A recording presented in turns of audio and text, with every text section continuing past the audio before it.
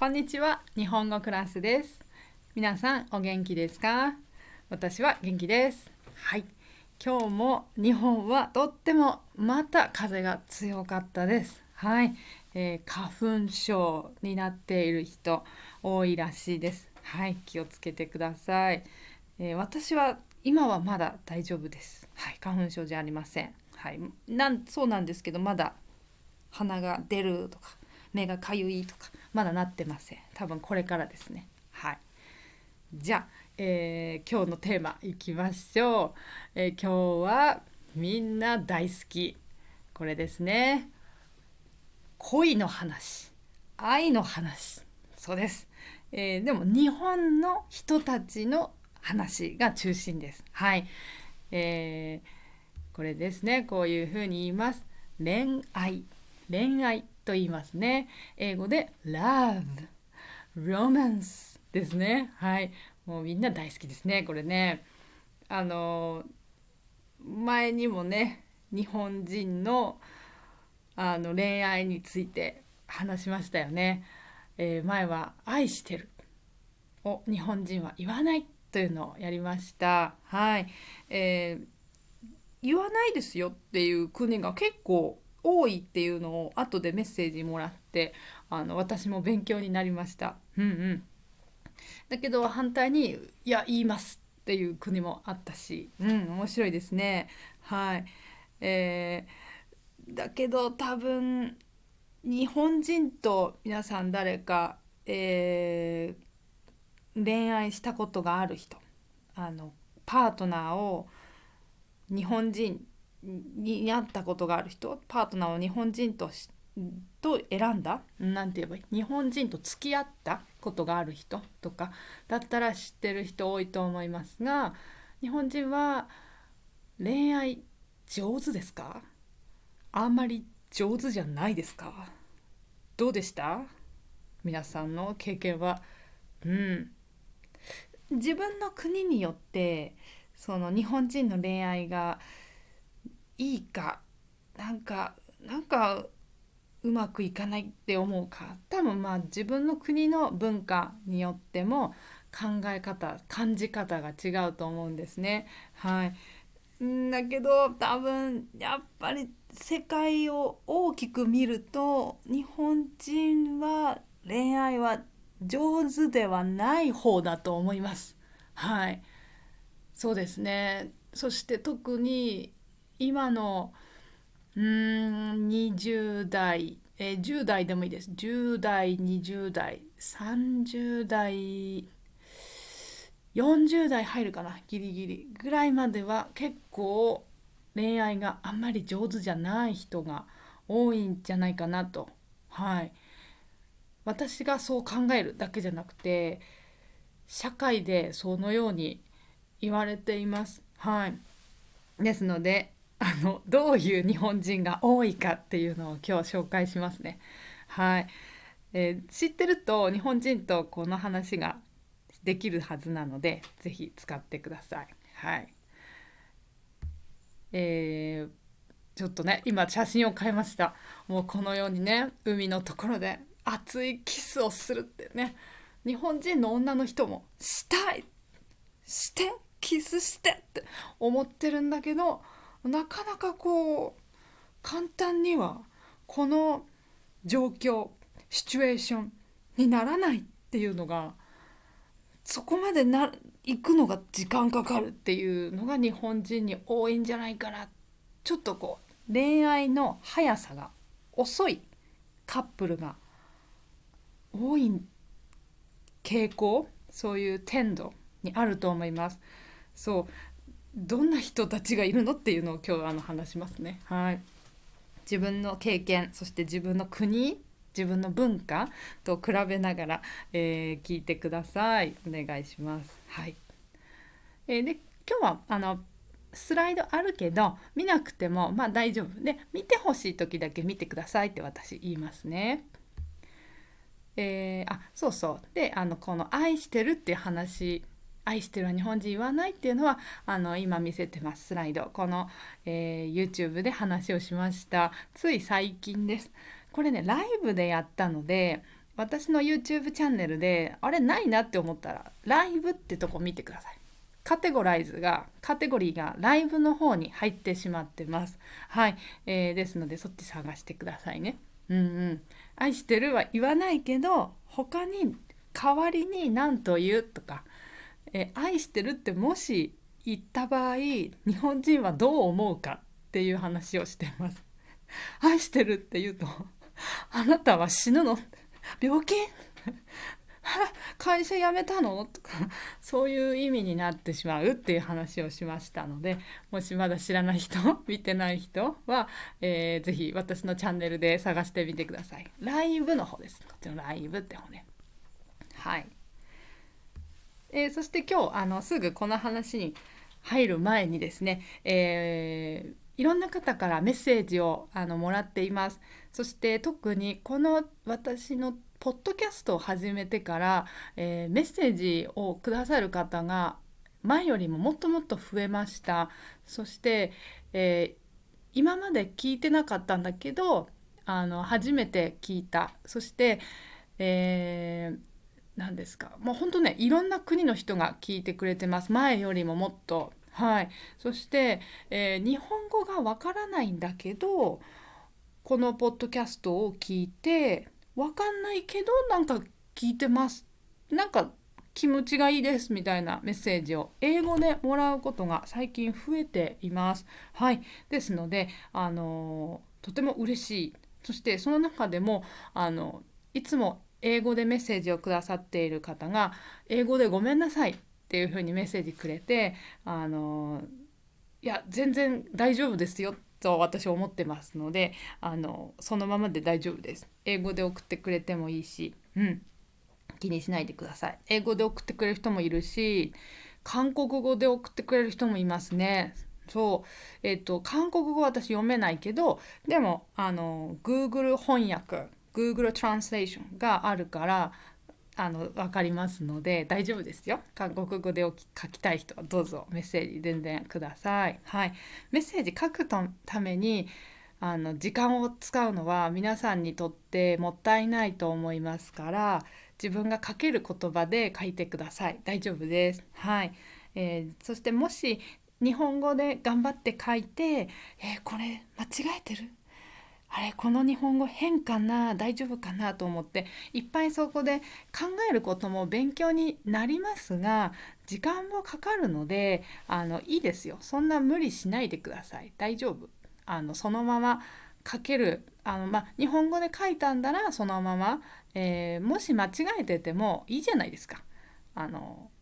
私は日本語教師だから読んでわかるので、そんなに気にしないで別に間違えてても言いたいこと言いたい何を言いたいというのが私が読んで分かればもうそれで100点です。そうだからメッセージ送ることがまず大切だと思うのでそれが私には嬉しいので日本語が変だとかなんかちょっと違うかもということはあまり気にしない心配しないで送ってほしいなと思ってます。はい、ぜひお願いします。いろんな意見を毎回もらってて私も読むたび楽しみだし笑ってます。はい、本当にありがとうございます。それで本当に日本語わかんないんだけど聞いてますっていう人が何人もいらっしゃるので今私ちょっとだけ1分間だけすいません時間もらっていいですか。1分だけちょっと私英語で挨拶したいのでちょっと待っててください。皆さんそのままで1分したらまたさっきの日本人の愛について話します。ちょっと待ってくださいね。私の英語ちょっと待って英語を思い出して何もねスクリプトがない何も書いてないから頭の中でなんて言うかな。Thank you for watching. はい、行きましょう。じゃあ1分間お願いします。すいません。ちょっと待ってくださいね。はい。Thank you for watching my YouTube channel every time. And thank you. Send me the messages. So even though you don't understand Japanese, my Japanese is also, but don't worry. Just send me the messages in English or your mother tongues. That's no problem. Yeah, because we can translate by Google Translate. Yeah, that's no problem. Yeah. So, how can I say? Yeah, actually, I speak in English and in German, so that's why that's no problem as you like. So you can send me the messages, any languages. Yeah. And actually, my Japanese is not so easy to understand because I speak slowly, but I have no script every time. Even though now also no script now in English too. So that's why I think that is not so easy to understand my Japanese. But that is why this is natural speaking, I think. Yeah. So that's why. So that is good for learner, I think. So just keep taking my Japanese shower for having fun. Yeah. Thank you. はい。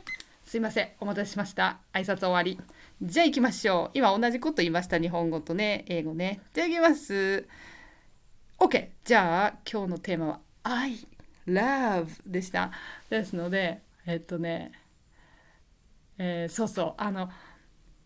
今日本でやっぱり一つ大きな問題は、男の人があんまり女の人に好き好きとか付き合ってください、恋人になってくださいですね。告白するっていう言葉でしたよね。前に勉強しましたね。好きということをあまりしないんですね。はい。今の50歳くらいの人たち、50歳以上ぐらいの人たちの人たちは結構自分から好き好き好き、君かわいいね、彼女になってとか、デートに一緒に行かないとか、人たちは言う時代だったんですけど、今の40代45ぐらいギリギリ、そう辺のぐらい、それよりも下の人たちは好き好きとかあんまり言わないんですよ、男の人が女の人に。でそれがここに書いたんですけど、漢字ちょっと難しいけど、消すっていう字ですね。消しゴムの消すですね。消極的です。はい。あまりこう自分でねえねえねえどっか一緒に行かないって言わない、反対言わない人が消極的なんです。静か、女の人の方を見て声をかけたりしないのが消極的ですね。消極的な男と書きました。消極的な男の人たちが多いんです。だから女の人は待ってるんですね。基本的にbasically 女の人は待ってるんです。その男の人たちの声を待ってるんだけど、待ってても声がかからない、男が来ないだからもう女の人は待てないから女の人が強くなってしまいました。はい。女の人の方が今度は積極的になってしまった。積極的は消極的の反対です。はい。反対の意味。女の人が男の人にアプローチする。ねえ、すいませんって。って女が声をかけるっていう風な女の人が増えてきてしまったんですね。そう。でもこれはなんか日本だけじゃなくて結構そうですね、外国でもこういうのはあるみたいですけどね。女の人がどんどん自分から好き好きとか名前を聞いたりとか、そうですね、連絡先、携帯電話のチャットの交換しませんかとか、そういう Facebook の交換とか例えばしませんかって女の人から言うっていうのが日本だけじゃなくて世界中でちょっと増えてきているみたいですね。で日本は結構それがひどいです。ひどいっていうのはそういう女の人が増えてます。本当男が弱いから弱いっていうか男の人がとても消極的だからです。はい。で、そうなりますとここで問題が起きまして、はい、もう女頑張ります。すごい頑張るから、はい、こういう女の人に名前がつきました。名前があります。こういうふうに男の人に、自分から言って、自分から私好きです、恋人になってくださいとか言ったり、それか、または私今日帰りたくない、一緒にね、例えばご飯を食べに行った、食事をに行って帰り、私今日もう帰りたくないの、あなたの家に泊まってもいいとか言ってしまう、自分からね。そういう女の人たち、もう自分がいいな、この男の人絶対私の彼氏にしちゃう、彼氏になってもらうんだ、絶対に他の女には渡さないっていう強い人たち、名前があります。はい、そういうのをですね、まるで動物のライオン、ライオンです。ね、ライオン、ライオンは LION ですよね、確かね。ライオンみたい、肉を食べるみたいに、もう絶対あの動物を絶対食べるぞって思ったら絶対捕まえる、チャチャチャチャ走って食べる、強い女ということで、肉を食べる女と呼ばれている。それがこれじゃない、失礼しました。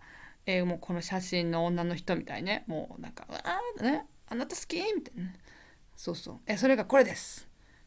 よかったら今だけちょっとスライド見てください。肉を食べる女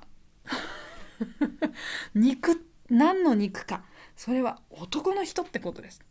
はい、男の肉を食べる、もう絶対あの人私のパートナーにする、決めた、ガッチー、私やるよみたいな、へへみたいな、すごいですね、ハンターみたいな、はい、そういうのを肉食系女子と言います。肉を食べる、そういうテンド、K はそっちの方向って意味です。テンドです、英語のテンドの女の人で、反対に男もいますよ、もちろん。肉食系男子と言います、そういう人。肉食系男子、女の子、あの女の子かわいいな、絶対俺の彼女にしようと思って、もうすごいいっぱい声をかける。ねえねえねえ、何やってんのここでとか、まあナンパって言うんですけど、それ知らない人を見て可愛いなってすぐ声をかけて、何やってますか、何歳ですか、どこに住んでますかとか聞くのもいいし、友達でもいいんですけど、ねえねえねえ、もう友達で、ねえねえねえねえ、今週の土曜日さ、一緒にどっか行こうよ、デートしようよ、すごく言う。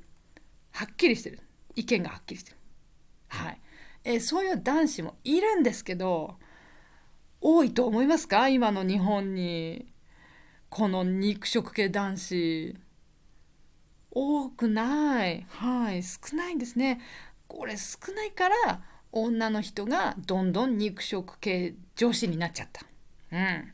そうそう。で、その反対に日本で増えてる男の人はこっち、下の肉は食べない男です。肉食べないっていうか、いや、僕はベジタリアンです、サラダしか食べませんとか、そういうことじゃない、違う違う違う。女の人をこうライオンみたいにあの女の子かわいいにしないってことですよね。草食系男子、こっちだと草食、草です。そうですね、皆さんウサギを考えてください。ウサギでもいいし、シープでもいいですよ。ああいう動物は、シープは羊、ウサギ、羊とか、あと何かな、まあいっぱいいますけど、キリンとかでもいいですね。葉っぱ食べますね。木の葉っぱ。絶対に他の動物を食べないですよね。だからそういうタイプ、優しいでしょ。うさぎって可愛いでしょ。うさぎ男子っていうのもあるんですけど、そういう言葉もね。うさぎ男子かわいそう。ラビットです。ラビット男子ですね。ラビットボーイですね。でもあります、日本語にそういうの。ほとんど同じと思っていいと思います。草食系男子と。はい。こっちの、あんまり恋愛、ロマンスにとっても頑張らない男の人たちです。はい。簡単に言うと。うん。で、この草食系男子は日本は多いです今。はい。で、反対に肉食系の女の人は多くなってます。増えてます。はい。この男の人が全然アプローチ女にしないから、女の人がもう待ってないんですね。待っててもダメだなって。待ってたら私おばさんになっちゃう。すぐ30歳、すぐ40歳になっちゃうよってね。そうそう、待たないよ私って、そういうこと。うん。なので増えてる。だけどみんなじゃない。全部女の人肉食系じゃなくて、もちろんとてもちょっと弱いというか、とても静かなタイプの女の人います。います、います。それがこれも草食系女子という。うん。こっちもサラダしか食べませんという女の人じゃなくて、男の人に自分から声をかける。すいません、いつも朝電車で会いますけど、どこどこで働いてるとか聞いてもいいですかとか言わない、絶対言わないです。草食系女子は見るだけです。そうそうそう。でも肉食系女子は声をかけますよ。毎朝会いますよね、電車で。こんにちは。そういうのが肉食系。はい。ですので、もちろんいます、草食系。まあ、もともとは日本人の女の子は草食系女子がもうほとんどですね。はい。だけど、残念、残念なのかな、いいことかな。もう今はもう肉食系女子がどんどん増えてる。はい。です。まずじゃあこの言葉4つはすごい日本人は知ってます。はい。ですのでぜひこれだけはまず今日覚えるといいかもしれない。はい。肉食系男子、うん、草食系男子、肉食系女子、草食系女子。はい。皆さんもどれかに入りますよね。自分がどれかなってね。うん。え肉食、まあそうですね。先にちょっと草食系女子のどんな人っていうのを私ちょっとメモをしたのがあるから、ちょっとそれ言いましょうか。紹介します。草食系女子と、そうだな。まあいいか。まあいいや。草食系女子と草食系男子はちょっと似てるんですね。うん。まずでも草食系女子はですね、とてもシャイ。はい。やっぱりシャイ。恥ずかしい。あんまり知らない人と話すのが得意じゃない。得意は上手じゃない。よくできない。うん。で、結構、自信がないっていうのが一つ特徴だそうです。自信がない。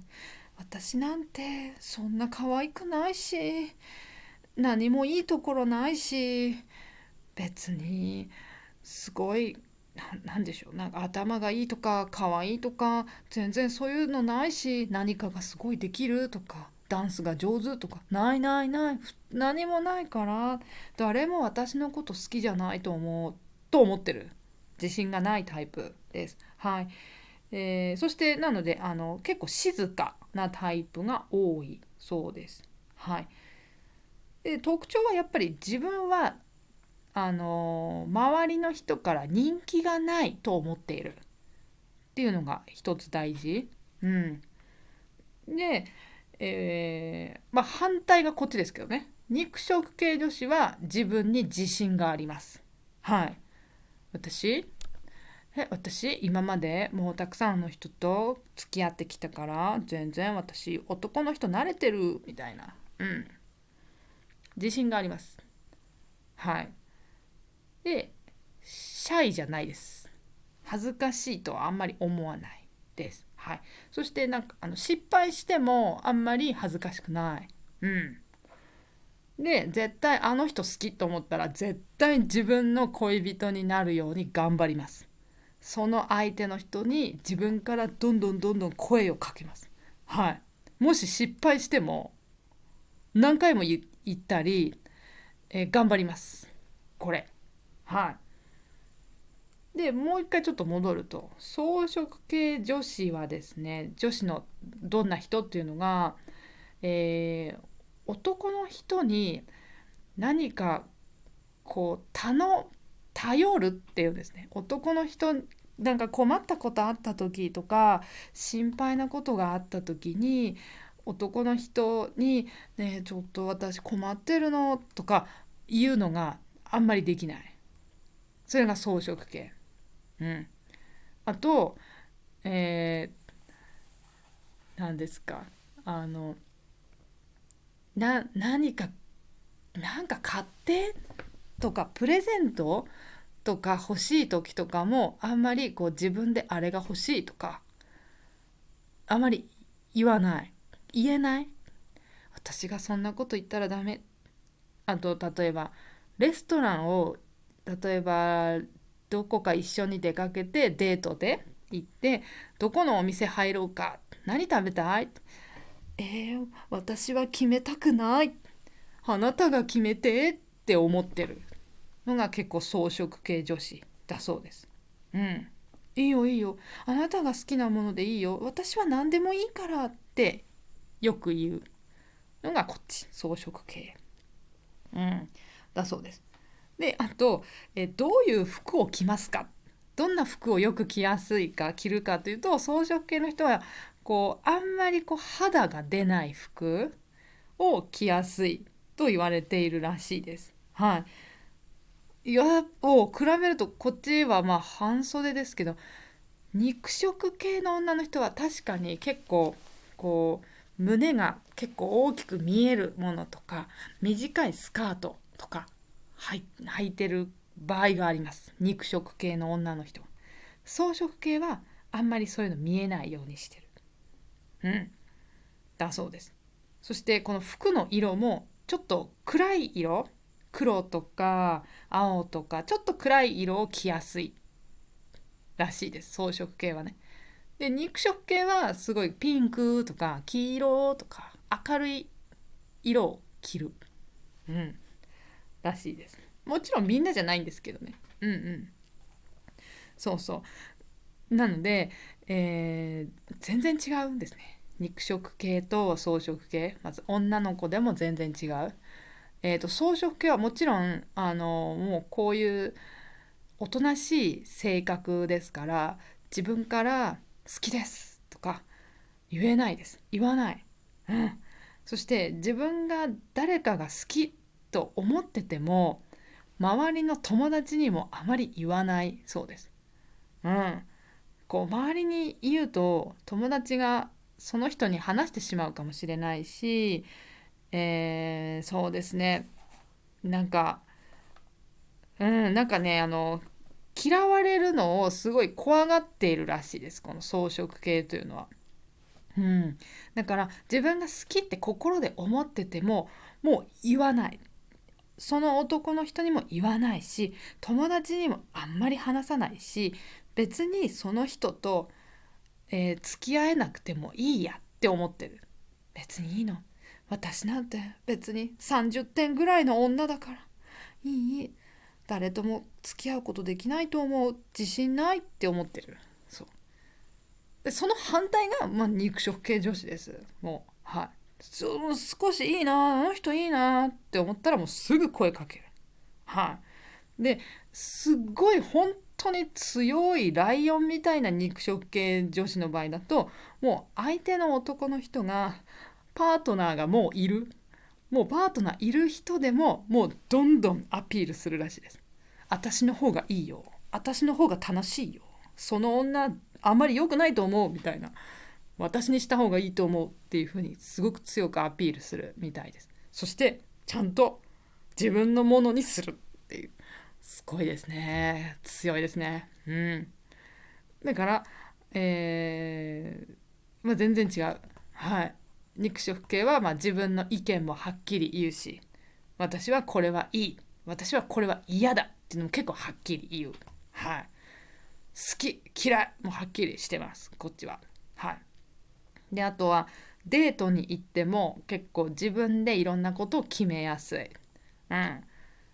私は今日は山に登りに行きたいから山ね。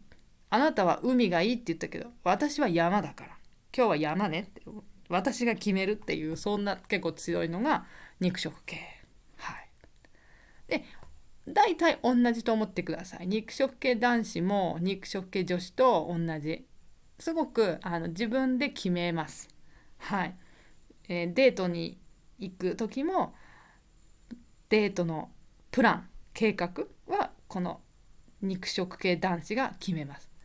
だから本当だったら女の人は男の人に決めてほしいって思ってる人が日本人は多いんですね。リードしてほしい、連れてってほしい、全部決めてって思ってる女の人が多い。結構草食系が多かったので、肉食系男子がデートのプランを決めて、草食系女子がそれについていくっていうので OK、 うまくいってたんですけど、それでいいじゃないですか。俺が決めたよ、今日は原宿に行こう、原宿行って一緒にいろいろ歩いてカフェ行って美味しいケーキ食べて、でレストラン夜入ってそれで帰ろう、全部決めちゃう。でも女の人はいい OK、 それでよかった、そうしよう、楽しそうだね、嬉しいよ、 OKOK だったんだけど、こういう肉食系男子が減ってますので、どんどん決めない、デートプラン決めてくれない。はい、草食系男子増えちゃってます今。そうだからやっぱりバランス悪いんですよね。草食系男子と草食系女子だと、ちょっとどうする、私たち今日デートどうする、ずっと決まらないみたいななりやすいし、まずここで恋愛が始まりにくいですよね。どっちも好きって言わないから、どっちも私と付き合ってくださいって最初に言わないと始まらないのに、言わないと、だから肉食系女子が増えてるということですね。そうそうそう。で、ただ肉食系男子はですね、本当にこう弱いだけではなくて、そんなに悪くなくて、こっちは本当はあの女の人にも興味があるんだそうです。草食系も興味あるんだけど、でデート行ってもいいし、恋人を作ってもいいんだけど、趣味自分の趣味の方が楽しいと思っている人が多いそうです。いや、俺女の子嫌いじゃないんだけど、 YouTube ですごい好きな YouTuber がいて、それを応援するのが楽しいんだよ。だからもういいの、別にいいよ、彼女いなくても YouTube で女の子いっぱい見てるから大丈夫とか、インスタグラムでいっぱい見てるから大丈夫とか、そういう男の子が多いらしくて、だからちょっと女の子ちょっと時間かかるじゃんって。いろいろさ、女の子ってわがままでしょ、いろいろあれはやだこれはやだとか言うし、お金もかかるし、デート行ったらちょっとめんどくさいからいいや、うん、アルバイト先の田中さん可愛いけど、でも別に彼女になってくれなくてもいいかな。インスタグラムのインスタライブの方が楽しいんだよねっていうなので趣味、今みたいに YouTube とかインスタのライブの YouTuber とか応援が好きとか頑張ってとか応援してるのとか、あと本当に自分の趣味なんか運動が楽しいとか、いや男の友達と一緒に遊びに行く方が楽しいんですとか、いや僕なんか何ですか、そうですよね、スポーツやってるでもいいし、なんか山登るのが好きなんですって、別に女の子とどこか行きたいとかあんまり思ってないからいいですとかいう人が本当に多いらしくて、趣味に時間も使う、趣味にお金も使うっていう、はい、っていう考え方の人が多くて、それが草食系って言われちゃうみたいですね。うん、最近は特に、はい。ちょっと前、10年くらい前かなは、趣味が好きだから女の人にアプローチしないじゃなくて、本当にただすごくシャイ、すごく恥ずかしいっていう、でもう声をかけられないみたいな男の人がその時結構多くて、そういう時にこの言葉が生まれたんですけど、その時の人たちは確かに恥ずかしいから、本当は興味あるけど、女の子に興味あるけど、無理できない、僕は自信がないみたいな人が多かった。そして最近の人は、最近の20代ですね、20歳くらいの人は趣味の方が大事っていう理由がすごく大きいみたいです。彼女作りたい、作ってもいいんだけどと思ってるみたい。うん。ちょっと前の10年くらい前だと、私は無理です、できませんって、それだけどんどん弱い。そうなので10年くらい前からこの肉食系女子がどんどんどんどん増えているっていうことですね。なんですが、どうです皆さん、自分はどこかなっていうのは大体なんか考えました？で、いやでも私私女だけど、まあでも肉食までいかないけど、でも草食でもない、私そんなに静かじゃないしな、この間ぐらいかなって人いますよね。あとこっちもそうですよね。いや肉食系男子と、いやそんなにいつもいつも女の人に好き好きとかあんまり声かけないけど、でも草食系までいかない、そんなんでもない、もうちょっと興味あるし彼女もいるな、間いますよね。そうなんですよ、間の人います。それ私も間の人ですね。こういうのがあります。どうぞ。はい、出ました。なんだこれって。ちょっと今だけちょっと見てください、スライド。ロールキャベツ。ロールキャベツ男子。ロールキャベツ女子。何のことってね。食べ物じゃん、また。料理の名前か。ロールキャベツって知ってますか？食べ物。写真見せます。これです。ロールキャベツはこれ。はい。これ日本だけじゃなくて外国の料理でも似たようなのがありますね。キャベツ。キャベツです、これ。キャベツの中に肉が入っています。はい。キャベツで、巻きます。くるくるくる。寿司みたいに。はい。なので、ロールは英語のロールで、キャベツです。はい。日本語でロールキャベツと言います。はい。これ、ロールキャベツ男子、ロールキャベツ女子は、キャベツは葉っぱですよね。ウサギとか食べられますよね。ウサギが食べることできる。でも食べたら中が肉だった。あ、これはライオンが嬉しい。わあ、美味しそうだ。なりますね。だから見たときは肉食じゃない草食動物、ウサギみたいなのに実際は中は肉が好きなんですねということで、そうこれこれです。そうなんです。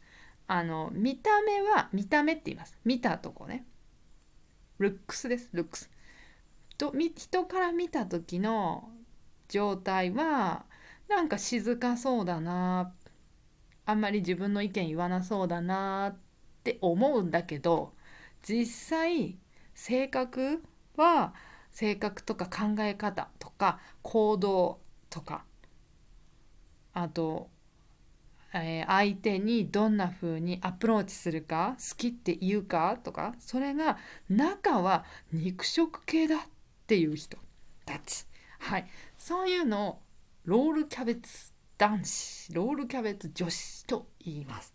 はい、これはね結構、新しくないけど、これは知らない日本人も中にはいると思います。はい、だけどすっごく面白い言葉だし、知ってる人は知ってますので、ちょっと聞いてみてください。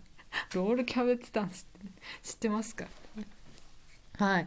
私は結構ロールキャベツ女子ですね。見た目は静かそうに見える。見た感じは、最初はとかね、静かそう、おとなしそう、静かそうだなって思うんだけど、実際の性格は結構肉食系。はい。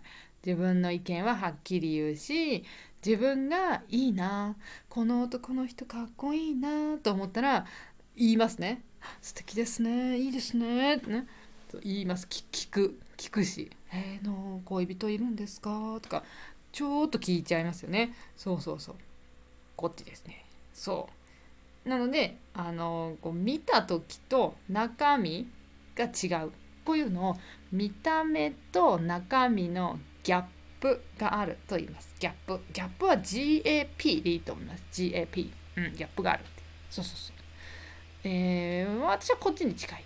だけど皆さんね、これね、絶対このどれかになるわけではなくて、ロールキャベツ女子、私ロールキャベツ女子だけど、でも肉食系に近いのか草食系に近いのか、それは人によって違いますよね。パーセンテージがね。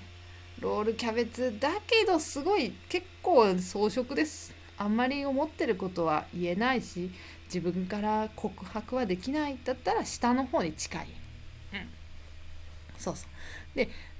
でも肉食系って本当にもうすっごい強いですからね。自分ですごい、もうはい、だって相手パートナーいても取りますからね。あの女全然良くないと思うよ、私にした方がいいって言って食べちゃいますからね、その相手の人ね。怖いですよ。そう私それできないから。そうだから、どのくらい近いかっていうのは人によって違います。はい。どうかなみんな。ちょっと今日はね、ちょっとまず今日はこの話をまずして、次回今度もっと細かくですね、やりたいなと。実際にこういう人がいてこうでとかでいう話をしたいし、あと皆さんが本当にどれかっていうのをチェックするテストがありました。はい、10個の質問、10の質問に答えて、簡単な質問に答えると自分がどれになるかっていうのが分かる。それも何パーセント、例えば何パーセントあなたは肉食系ですとか、何パーセントあなたは草食系男子ですとか、そういうのが分かる面白い、テストを見つけましたので、それ今度やろうかなと思うので、はい、やってみましょう。どうですかね、みんなの国もでも結構近いんじゃないですか？似てません？こういうのありませんか？うん。あのただね、多分違うと言ったら、本当に日本はこの草食系男子がとても多い。はい。で、肉食系女子は増えてるけど、多分皆さんの国よりは少ないんじゃないかな。多分ヨーロッパの女の人は肉食系多いはずだし、アメリカとかも多いはず。はい。だけど日本はそんなに多くない。はい。いるけど、でも少ない。はい。やっぱり日本は草食系女子が結構多いです。静かなタイプが多いですね。ねえ、昔は日本も肉食系男子が多かったんですけど、どんどん少なくなってしまって、今草食系男子、趣味の方が大事、女の人より趣味が大事っていう人が多くなってる。ね。まあ、ただ草食系男子も女の人に興味はあるんですね。興味はあるし、なんでしょう、付き合ってもいいし、そういう女の人と関係を持ちたい、例えば体の関係を持ちたいとかも思ってているんだけど、ちょっと面倒くさい、時間かかるし、なんか大変そうみたいな、ちょっとそういうふうに思いやすいらしいです、最近の20代ぐらいの人だと。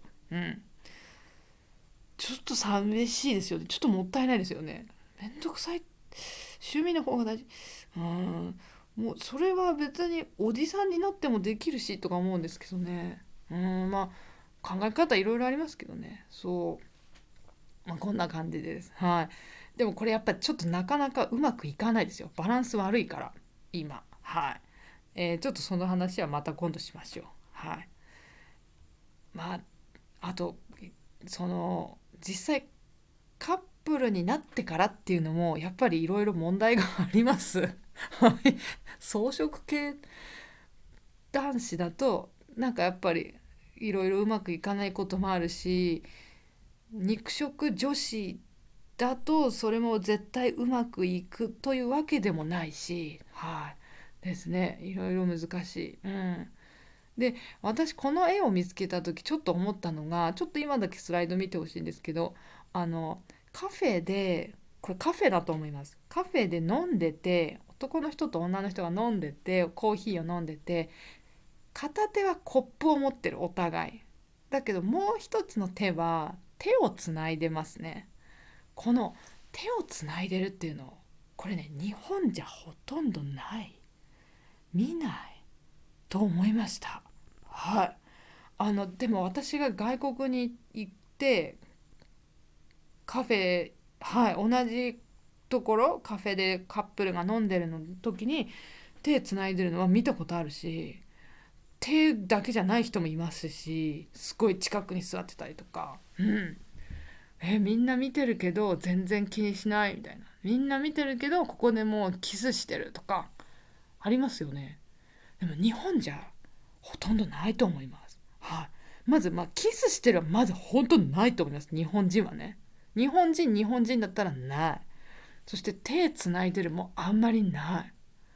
手つないでたらまだ付き合い始めて本当に最初でどうしても今手をつなぎたいんだなって、ラブラブですねっていう時だけだと思います。日本人はこういうのはあんまりしないですね。恋人でもね、っていうのをちょっと思いました。だからみんなが日本人と付き合った時にどうして手つないでくれないの、コーヒーカフェで紅茶コーヒー飲んでる時なんで今手触りたいのにって思ってもあの嫌がる人が多いかもしれない、日本人は。理由は周りに人がいるから、見られたくない、恥ずかしいっていうのがちょっとあります。皆さんね知ってる人多いと思うけど、そう結構そういうふうに考えやすい。で、私だとしてもちょっと恥ずかしいかな。特に例えばもう親が一緒にいる、ここに親が一緒にいたら無理、できないです、恥ずかしいです。これは不思議ですよね。でもこれできる国もありますよね。それをやった方がいいぐらいのね、私たちとても仲がいいですよってね、親にも見せたいみたいな、見せたいっていうか見せても大丈夫みたいな文化もありますよね。なんか手をつなぐ、こうやって座ってでも手をつなぐ、座ってでもすごい近くにいるっていうのはもうこの2人しかいないところの時だったらしますよ。自分たちの家とかホテルに泊まりに行ったとか、旅行しててホテルの部屋の中誰もいない、周りに誰も見てないっていう時だったらあります。そうだから相手の日本人の人、皆さんのパートナーの日本人がすごい嫌がったら、ちょっとやだ、今ダメ、今は手つながないって嫌がったら、ちゃんとでもそれは理解してあげてください、分かってあげてください。そう日本人結構みんなそうだから恥ずかしい、そこは結構恥ずかしい。でも肉食女子、肉食男子は手触りたいって言うかもしれないね。それはありえますね。面白いですね、そこね。ちょっとぜひ日本人と付き合ってみてください。そうそう。ただ日本人はね本当に好きですってなかなか言えないから、あんまりこう話が進まないね。恋人になるまでに時間がかかることが多いです。はい。そうですね。私もそう思いますからね。本当になんかあの人全然私に好きって言わないなみたいな。多分好きなんだろうなって思っても待ってても来ないみたいな。でもだんだんもうただの友達みたいになっちゃうみたいな、そういうこともありますね。いいんだそれでと思って、もう別に友達でいっかと思ってそうそう。だからね、この今のスライドのようにこの白鳥と言います。白鳥、スワンだってこんなにね頑張って恋愛するんですよね、きっと自分たちのね子供を作るために一生懸命ですね。だからね、別に子供作らなくてもいいと思うんですけど、日本人のね人たちだけどね、なんか恋愛を楽しむっていうのは一ついいですよね。なんかもうちょっと趣味もいいけど、なんか恋愛してもいいのかなという気はします。だからなんでしょう、皆さん今日の話を聞いてどう思ったでしょうか。はい。皆さんの、みんなの日本人との恋愛の話聞きたいですね。もし経験したことある人いたらどうだったっていうのをぜひメッセージでください。いいですね。まあうまくいってない、別れちゃった、でもいいじゃないですか、一つの経験ですよ。そう、日本人って言ってもいろんな日本人いますから、本当に、みんなが同じように、だってみんなが恥ずかしいって思う人とか、みんなが意見を言わないとか、みんなが手をつながないというわけではないので、人によって全然違うので、そうそうそう、みんなのパートナーがどんな人でうまくいったか、どんな経験をしたか、はい、ちょっと教えてくれると嬉しいですね。いいですね。楽しみにしてます。はい、いつもメッセージをね、送ってくださって、あと変なメッセージも私はとても嬉しいので、楽しいので待ってます。お願いします。はい、そう。はい、そして今日は全部愛の話でしたね。だけどもう愛はいいよと。愛じゃなくてもっと敬語の話を聞きたい。硬い、急に硬い話、急にフォーマルな話をそっち聞きたい。私はもっと真面目な人間ですとね、勉強したいんですっていう人いるかもしれませんね。多分いるかな、2% ぐらいいるかな、全体でひょっとして。どうぞ、あります、 YouTube あります、ポッドキャストあります、どうぞ見てください。これ、日本人の敬語の生活は中学生から始まりますというポッドキャストを作りました。はい。敬語を使わなきゃいけないのが中学生から始まります。日本は早い。13歳からもう敬語の世界です。世界です本当に。はい。そんな話をしました。見てない人はどうぞ見てください。おすすめですこれ。はい。ねえ、恋愛、恋人だったら敬語なんかもちろん使わないんですけどね。そう使ったら怒られます。なんで私に敬語なの、怒ってる、喧嘩したいのって言われますから。そうそうそうね。でもこれはこれで、これ私もすごく作ってよかったなと思います。はい。話してて自分でも楽しかったです。はい。どうぞ。じゃあこっから私1分間だけ、すいません皆さん、ちょっと待って、私もうちょっと話した、1分間だけお知らせをしたい。1分ください。いきます。はい、スタート。早口でいきます。JLPT 勉強してる人、頑張って早口でいきます。JLPT 勉強してる人、JLPT 一緒に勉強しましょう。N1 の読解、そして N2 の読解、長文、中文、短文、N1 もありますよ。長文、中文、短文、読解の勉強、私のオンラインレッスン、ビデオレッスンでできます。はい、ぜひ使ってください。これを使って皆さん JLPT に合格してます。毎年おめでとうございます。ぜひあなたも使ってくださいね。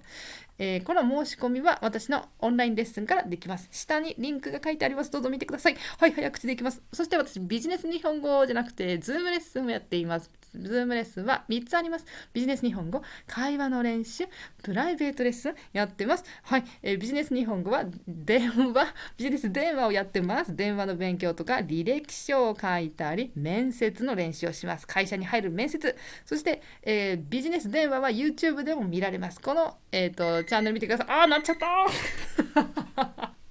なってしまいました。はい、ダメです。もうダメです。これでビジネス電話見られます。YouTube です。私のチャンネルに入っています。会話の練習もできます。デスマス使わないで話しましょう。プライベートレッスンもあります。いろんなこと勉強できます。これ見てください。私の、オンラインレッスンのサイト見てください。ここ、リンク下に書いてあります。メッセージのところに、コメントのところにあります。はい。はい、終わりました。1分過ぎたし。X をやってます。皆さん。X、Twitter。はい。ぜひフォローしてください。これもね、コメントのところに書いてあります。リンクが。はい。じゃあ皆様、いいですね、この写真ね。素敵ですよね、こんなね。湖って言います。レイク。湖のところで恋人に抱きつくと言います。ギャッってね。抱く、ギャッってね。はい、素敵です。はい、皆さん素敵な恋愛をできるといいですね。はい、恋愛はいくつになってもできますよね。そうそうそうそうそう。